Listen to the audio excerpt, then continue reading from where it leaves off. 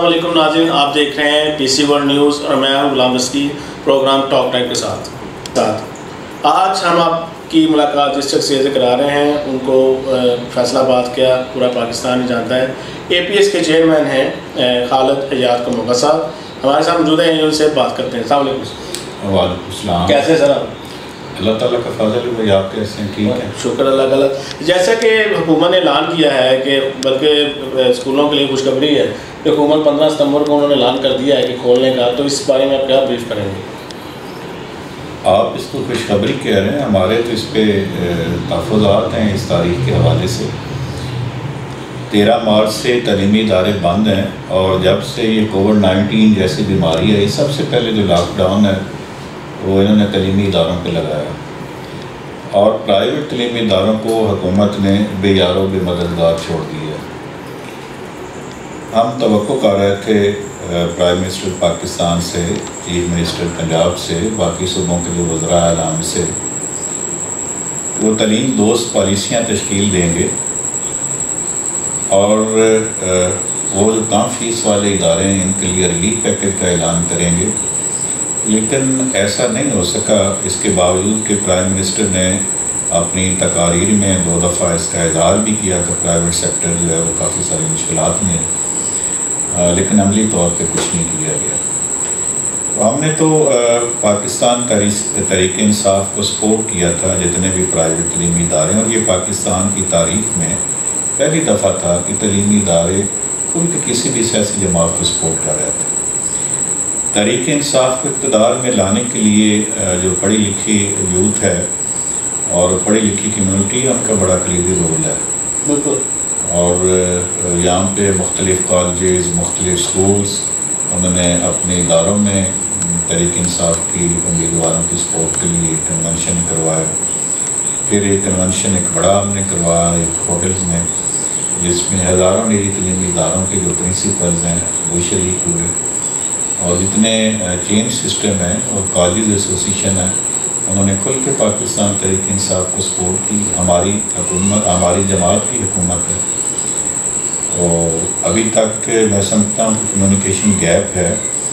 جس طریقے سے وزراء تعلیم کو ہمارے ساتھ میٹنگز کرنی چاہیے تھیں، ہمارے ایشوز کو، ہمارے مسائل کو سمجھنا چاہیے تھا، اس حوالے سے ہمیں پریفرنس نہیں دی گئی، ہمیں اگنور کیا گیا۔ سر ابھی اعلان تو کر دیا انہوں نے 15 ستمبر کو کھولنے کا۔ دیکھیں کہ اگر حکومت 15 ستمبر کو ادارے کھولتی ہے تو باقی سیشن کے لیے 5 مہینے لگتے ہیں۔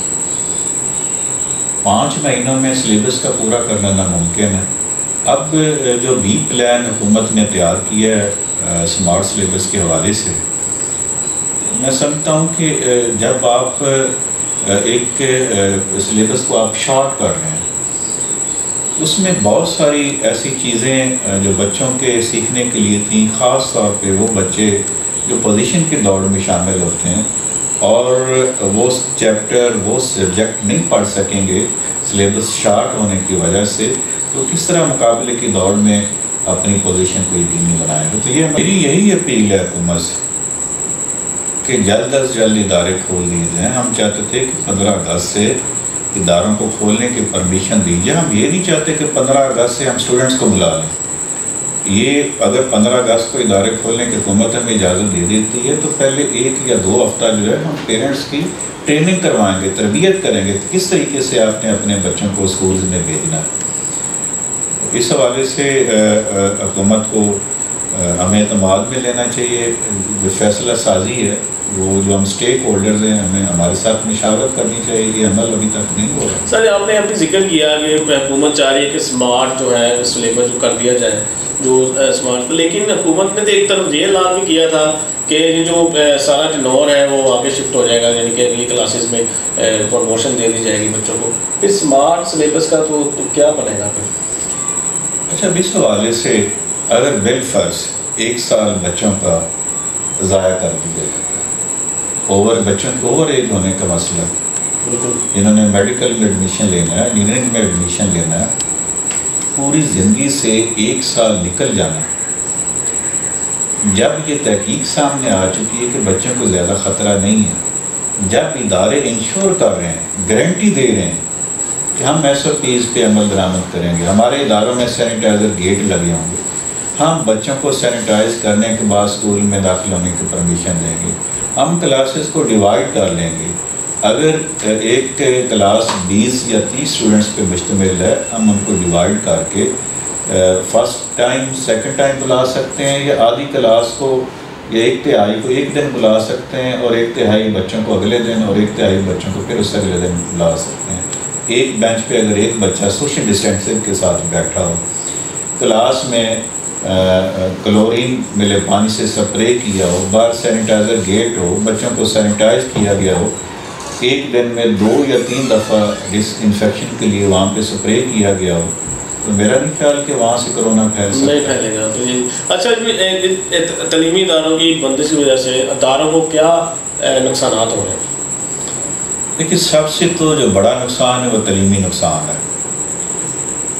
آن لائن کا سسٹم حکومت پاکستان نے شروع کیا, اور حکومت یہ سمجھ رہی کہ شاید سارے بچے گھروں میں وہ تعلیم گھر سے وہ فیسلٹی نہیں کر سکتا. ہر بچہ پاکستان میں آن لائن کلاس تو نہیں لے سکتا, نیٹ چاہیے, بہت ساری چیزیں چاہیے, وہ ہر بچہ نہیں لے سکتا. سر, جن لوگوں کے پاس نیٹ کی اور یہ سہولیات ہیں بھی, وہ بھی سنجیدگی سے نہیں لے رہے. گھر میں نہیں ہو سکتا. کتنے گھروں میں لوگ تعلیم گھر سے استفادہ حاصل کر رہے ہیں, کتنے لوگوں کے پاس اینڈرائڈ سیل فون ہے, کتنے علاقوں میں جو نیٹ کی سہولت ہے وہ موجود ہے.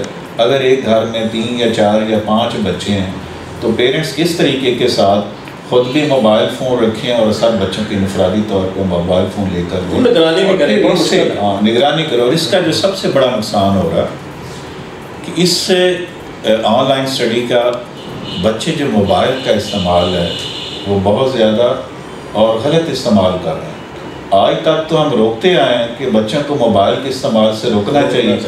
آج ہم نے خود بچوں کو لیپ ٹاپ پر موبائل ان کے ہاتھوں میں ہم نے پکڑا دیے, اور اس کا پازیٹیو استعمال کم ہو رہا ہے. اس پہ اسٹڈی کے پوائنٹ آف ویو سے جو ہے وہ بچے کم استعمال کر رہے ہیں, اور بہت ساری باتیں سامنے آ رہی ہیں اخلاقی طور پہ, کیونکہ جس طرح کا مواد نیٹ پہ موجود ہے میں سمجھتا ہوں کہ انتہائی خطرناک ہے. اور اس کے دوسرے نقصانات جو ہو رہے ہیں, بچوں کی آئی سائٹ جو ویک ہو رہی ہے, بچوں کی جو ہیلتھ ہے وہ متاثر ہو رہی ہے. اور یہ ایک میں سمجھتا ہوں کہ موبائل کی صورت میں ہم نے ایک وائرس بچوں کو چمٹا دیا. اب اس موبائل سے چھٹکارا حاصل کرنا, بچوں سے موبائل جب وہ اسکولوں میں جائیں گے اب ان بچوں سے موبائل واپس لینا یہ مشکل ہو جائے. تو اس کے 5 ماہ ہو گئے ہیں, بچے گھروں میں مسلسل ہیں, تو کوئی دوسری ایکٹیویٹیز میں بچے ہو سکتے ہیں ایکٹیو؟ سر, آپ کسی بھی گراؤنڈ میں چلے جائیں, آپ شاپنگ سینٹر میں چلے جائیں, آپ مارکیٹ میں چلے جائیں, بچے ہر جگہ پہ آپ کو نظر آ رہے ہیں. آپ کسی گراؤنڈ میں چلے جائیں, سینکڑوں بچے وہاں پہ اکٹھے کھیل رہے ہیں, گلیاں میں کھیل رہے ہیں, کوئی بھی نہیں خیال کر رہا. یہ صرف اسکولوں کے لیے جو ہے اس کے لیے ایک ڈر اور خوف پیدا کیا جا رہا ہے. کہاں پہ بچے احتیاط کر رہے ہیں, کہاں پہ پیرنٹس جو ہیں اس کی احتیاط کر رہے ہیں. دیکھو, بچوں کے چائلڈ کرائم میں بھی اضافہ ہو سکتا ہے اس سے. یہ آپ نے بڑا خوبصورت سوال کیا. بہت ساری سوشل میڈیا پہ جو ویڈیوز ہیں وہ وائرل ہو چکی ہیں. بچوں میں ڈرگس کا استعمال جو وہ بڑھ رہا ہے. پہلے کمپلینٹس تھیں کہ یونیورسٹی لیول پہ, کالج لیول پہ ڈرگس کا استعمال ہو رہا ہے, لیکن اب بہت ساری میرے پاس انفارمیشن ہے جو کم ایج کے بچے ہیں, جو اسکولس کے بچے ہیں, ان میں ڈرگس کا استعمال بڑھ رہا ہے. اور یہ بڑی خطرناک چیز ہے.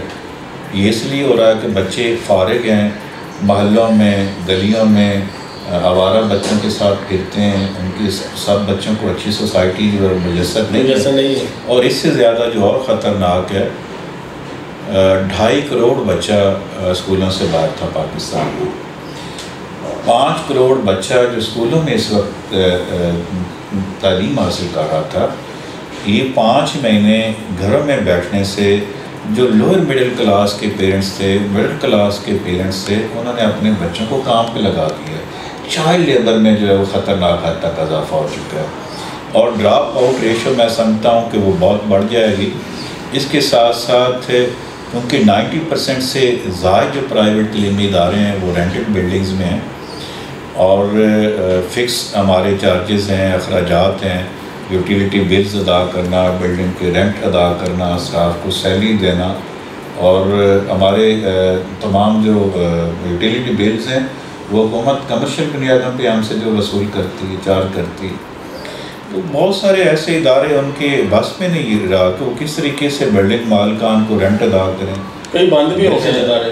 سر اس وقت ایک مستند رپورٹ جو ہے پاکستان میں 10,000 اسکول بند ہو چکے ہیں، اور اگر حکومت اس کو مزید لیٹ کرتی ہے تو جو رینٹڈ بلڈنگز میں پرائیویٹ تعلیمی ادارے بند ہو جاتے ہیں اور حکومت اس کا سنجیدگی کے ساتھ نوٹس نہیں لیتی، ہمارے مسائل کا اگر حکومت ادراک نہیں کرتی، ہمارے ساتھ ڈائلاگ نہیں کرتے، ہمارے ایشوز کو سمجھنے کی کوشش نہیں کرتے، اس کا کوئی سلوشن نہیں نکالتے، وہ ادارے بند ہو جاتے ہیں. وہ اسٹوڈنٹس جو 2.5 کروڑ اسٹوڈنٹس پہلے باہر ہیں، 5 کروڑ اس وقت تعلیمی اداروں میں پڑھ رہے ہیں، ان میں سے اگر 1 کروڑ 2 کروڑ یا 2.5 کروڑ بچوں کے لیے ان کے وہ اسکول ہی قائم نہیں رہتے، وہ بچے کہاں جائیں گے؟ بالکل یہ ایک خوفناک منظر ہے جس کی طرف حکومت جو غور نہیں کر رہی. بالکل آپ ٹھیک کہہ رہے ہیں. اور دوسرا ایک اور بھی ایشو ہے کہ پورے پاکستان میں سلیبس اور یونیفارم کو ایک ہی کیے جانے کا امکان ہے، کوئی ایسے بھی رپورٹس آ رہی ہیں. جی یہ میں آپ کو بتاتا چلوں، جیسا کہ میں نے کہا کہ تحریک انصاف میری بھی جماعت ہے، اور مجھے اپنی جماعت کے حوالے سے ایک میری لگاؤ بھی ہے، اٹیچمنٹ بھی ہے. ہماری اس جماعت کو اقتدار میں لانے کے لیے بڑی ایفرٹس ہیں، اور سال سے 20 سال کا سفر ہے. 20 سال کا سفر ہے. میں آپ کو ایک واقعہ یہاں پہ شیئر کرنا ہے. آپ نے سلیبس کے حوالے سے سوال کیا تو مجھے یاد آیا 2016 میں پاکستان تحریک انصاف جو ویسٹ پنجاب ریجن ہے، میرے کزن فیض اللہ کموکا جو اب ممبر قومی اسمبلی بھی ہیں، یہ ریجن ویسٹ پنجاب کے سیکریٹری جنرل تھے.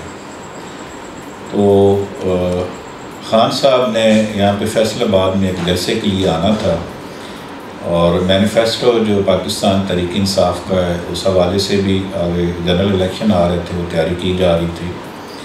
تو خان صاحب نے بھی فیض اللہ سے کہا کہ مجھے جو ہے نا ایجوکیشن پالیسی پہ بریفنگ چاہیے، تو مجھے کسی کے ساتھ آپ ایک نشست کروائیں. بھی فیض نے مجھے کہا کہ اس طرح بنی گالا جانا ہے، تو آپ نے خان صاحب کو جو ہے نا وہ بریفنگ دینی ہے ایجوکیشن پالیسی کے حوالے سے.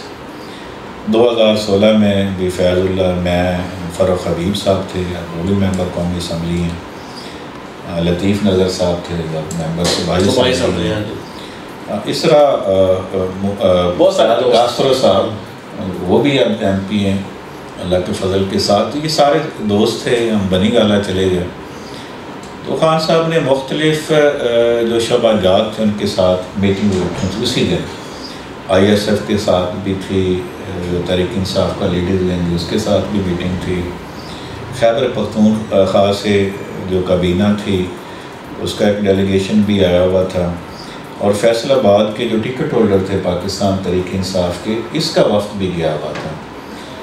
وہ مختلف کمروں میں وہ میٹنگ جو ارینج کی گئی، تو جس کمرے میں یہ ایجوکیشن پالیسی کے حوالے سے میٹنگ اور لیبر پالیسی کے حوالے سے بھی خان صاحب جو ہے بریفنگ لینا چاہتے تھے، یہ کمرے میں ہم بیٹھے تھے. تو خان صاحب جس کمرے میں بھی گئے اور جن لوگوں کے ساتھ بھی انہوں نے میٹنگ کی 5 سے 10 منٹ کا دورانیہ تھا. تو جب جس کمرے میں ہم بیٹھے تھے خان صاحب اس کمرے میں تشریف لائے، تو علیم خان صاحب ساتھ تھے، اور نعیم الحق صاحب ساتھ تھے، فیض اللہ، فاروق حبیب صاحب، لطیف نظر صاحب اور خیال کاسر صاحب یہ خان صاحب کے ساتھ ہے. تو گفتگو شروع ہوئی ایجوکیشن پالیسی کے حوالے سے. خان صاحب نے مجھ سے پوچھا کہ آپ کس حد تک سیٹسفائی ہیں موجودہ حکومت ہے پنجاب میں اور مرکز میں نون لیگ کی، ان کی ایجوکیشن پالیسی کے ساتھ پبلک سیکٹر کے کیا ایشوز ہیں، پرائیویٹ سیکٹر کے کیا ایشوز ہیں. ہمارے اس وقت کی حکومت سے جو تحفظات تھے، ایشوز تھے، میں نے خان صاحب کے ساتھ شیئر کیے. اور خان صاحب کہتے ہیں کہ اس وقت ہماری پاکستان تحریک انصاف کی جو ہے نا خیبر پختونخوا میں حکومت ہے، تو ہم نے کوشش کی ہے کہ پبلک سیکٹر کو ہم جو ہے امپروو کریں، کیونکہ ایک لوور مڈل کلاس کا فرد یا مڈل کلاس کا فرد اس میں یہ کیپیسٹی نہیں ہے کہ وہ پرائیویٹ تعلیمی اداروں میں اپنے بچوں کو تعلیم دلوا سکے، کیونکہ پرائیویٹ سیکٹر پوری دنیا میں مہنگا ہے۔ اور خان صاحب نے پرائیویٹ سیکٹر کی کارکردگی اس کے معیار کو سراہا، لیکن انہوں نے کہا چونکہ مجھے پتہ ہے کہ پرائیویٹ سیکٹر جو ہے انہوں نے اپنے سورس سے اپنے اخراجات کو میٹ کرنا ہوتا ہے، اور پوری دنیا میں ایسا ہوتا ہے کہ ان کی فیسیں زیادہ ہوتی ہیں۔ تو میری کوشش یہ ہے کہ ہم جو غریب شخص ہے، جو حالی ہے، جو کاشتکار ہے، لوور مڈل کلاس کا فرد ہے، اس کو جس لیول کی، جس معیار کی پرائیویٹ تعلیمی اداروں میں فیسلٹیز ہیں اور کوالٹی ایجوکیشن کو یقینی بنایا جا رہا، اسی لیول پہ ہم جو ہے نا وہ سرکاری تعلیمی اداروں کو بھی لے کر جائیں۔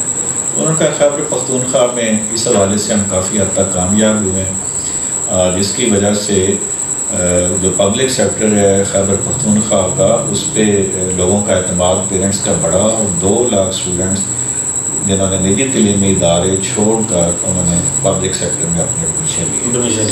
اور خان صاحب کہتے ہیں ایک تو جب مرکز میں پاکستان تحریک انصاف کی حکومت ہوگی تو ہم پبلک سیکٹر کو امپروو کریں گے۔ دوسرا اپنے سلیبس اس پوائنٹ پہ میں آنا چاہتا ہوں، اس وقت خان صاحب نے کہا تھا کہ اس وقت انہوں نے کہا پاکستان میں 40 اقسام کے سلیبس پڑھائے جا رہے ہیں، طبقاتی تعلیم ہے، مدارس کا سلیبس اور جو پبلک سیکٹر ہے ان کا نظام تعلیم، اور جو پرائیویٹ سیکٹر ہے اس میں بھی درجہ بندی ہے۔ لوئر مڈل کلاس کے لیے جو سکولز ہیں، مڈل کلاس کے لیے جو سکولز ہیں، ایلیٹ کلاس کے لیے جو سکول ہیں، کیمبرج سسٹم کے ساتھ جن کی الحاق ایفیلیشن ہے، ان کا سسٹم اور زیادہ ڈیفرنٹ ہے۔ تو خان صاحب چاہتے ہیں کہ میں یہ جو طبقاتی سسٹم ہے اس کو ختم کروں، یونیفارم کریکلم ہو اور ایک نظام تعلیم ہو پورے پاکستان میں۔ یہ خان صاحب کا ویژن تھا، یہ ان کی سوچ، ان کا خواب تھا جو انہوں نے اس وقت میرے ساتھ شیئر کیا۔ آج اسی کو امپلیمنٹ کرنے جا رہے ہیں، جو چنا جا رہا ہے بلکہ امپلیمنٹ ہونے جا رہا ہے کہ اداروں کو آن لائن رجسٹریشن اور جو پہلے ہیں ان کا جو اسٹینڈیشن ہے وہ بھی آن لائن کی جا رہی ہے۔ اس بارے میں آپ کیا کہیں گے؟ یہ اچھا اقدام ہے کہ اس میں کوئی تحفظات ہیں؟ دیکھیں، یہ میں سمجھتا ہوں کہ بڑا اچھا انیشیٹو ہے، یہ ہماری ڈیمانڈ بھی تھی۔ میں چونکہ یہاں پہ ڈی آر اے کے ممبر بھی ہوں، پرائیویٹ تعلیمی اداروں کی نمائندگی کے لیے میں ڈی آر اے میں بیٹھا ہوں، ڈی سی صاحب کی سربراہی میں، سی او ایجوکیشن صاحب ہیں، ڈی ایم او ہیں، پیرنٹس کا نمائندہ ہے، میں اس کا ممبر ہوں۔ تقریباً 1 سال پہلے تک اے ڈی اوز یا سی اوز ایجوکیشن جو ہے وہ ڈی آر اے کے ہیڈ ہوتے تھے، اور میں تقریباً کوئی 1 سال سے زیادہ عرصہ ہوا جب سے میں ڈی آر اے کے ممبر ہوں، جو ڈسٹرکٹ رجسٹریشن اتھارٹی ہے پرائیویٹ سکولز کے لیے۔ تو بہت سارے کیسز پینڈنگ پڑے تھے، 2011-2012 کی فائلز پڑی تھیں، نئے رجسٹریشن کے کیسز تھے اور رینیول کے کیسز تھے۔ میں نے پھر ایجوکیشن ڈپارٹمنٹ کے ساتھ اچھی کوآرڈینیشن قائم ہوئی، جو سی او ایجوکیشن ہے علی احمد سیان صاحب، انہوں نے بھرپور تعاون کیا۔ 1 مہینے میں ہم نے 4 میٹنگز رکھیں، ہر میٹنگ میں ہم نے 60, 70, 80 تک کیسز جو ہیں وہ کلیئر کیے، جو 2011 سے پینڈنگ کیسز تھے وہ بھی کلیئر کیے۔ بڑا سموتھلی کام، بڑا اچھا کام چل رہا تھا۔ تو کوئی 10-11 مہینے پہلے سیکریٹری ایجوکیشن پنجاب نے نوٹیفیکیشن جاری کر دیا کہ پورے پنجاب میں ڈی سیز ڈی آر کے ہیڈ ہوں گے۔ تو ڈی سیز کو آپ کے علم میں ہے کہ وہ 35-36 محکموں کو انہوں نے ڈیل کرنا ہوتا ہے، پورا ضلع کو چلانا ہوتا ہے، ان کی مصروفیات حد سے زیادہ ہیں، ان کے پاس اتنا وقت نہیں ہوتا ہے کہ وہ بار بار پرائیویٹ تعلیمی اداروں کی میٹنگز جو ہیں وہ رکھ سکیں یا یکسوئی کے ساتھ کام کر سکیں۔ وہ بہت سارے معاملات پینڈنگ تھے۔ اس حوالے سے میری گورنر پنجاب چودھری سرور صاحب کے ساتھ بھی ایک سیٹنگ ہوئی، میں نے ریکویسٹ کی تو سر اگر اس کو بہت ساری باتیں ہیں، فیصل آباد میں تو اسموتھلی کام چل رہا ہے، یہاں پہ جو ایجوکیشن ڈپارٹمنٹ ہے، ہمارا ایجوکیشن بورڈ ہے، یا تاریخ ہے فیصل آباد کی کہ یہاں پہ کرپشن نہیں ہے، لیکن مختلف اضلاع سے اس طرح کی شکایات تھیں. تو ہماری کوشش یہ تھی جب پنجاب لیول پہ یا مرکز لیول پہ ہماری میٹنگز ہوتی تو دوسرے اضلاع سے جو ہمارے دوست آئے ہوتے تھے وہ اس طرح کی کمپلینٹس جو ہے نا اس کا اظہار کرتے تھے. تو ہماری یہ ڈیمانڈ تھی کہ اس کو آن لائن کر دیا جائے اور دوبارہ سی اوز کو، چونکہ ایجوکیشن ڈپارٹمنٹ کا کیپٹن تو سی او ایجوکیشن ہے، chief executive officer education department کا، اس کے پاس ڈی سی صاحب کی نسبت زیادہ وقت بھی ہوتا ہے، تو تاکہ وہ جو پینڈنگ کیسز ہیں وہ زیادہ پینڈنگ نہ رہیں، ان کو جلدی نپٹایا جا سکے. وہ ابھی اس حوالے سے کام ہوا. اس حوالے سے میں منسٹر ایجوکیشن کو بھی اپریشیٹ کرتا ہوں، جہاں پہ مراد راز صاحب کے ساتھ ہمارے بہت سارے اختلافات بھی ہیں. وہ جس طرح کی زبان استعمال کرتے ہیں اساتذہ کے لیے، پرائیویٹ تعلیمی اداروں کے لیے، سرکاری تعلیمی اداروں کے لیے، وہ انتہائی نامناسب ہے.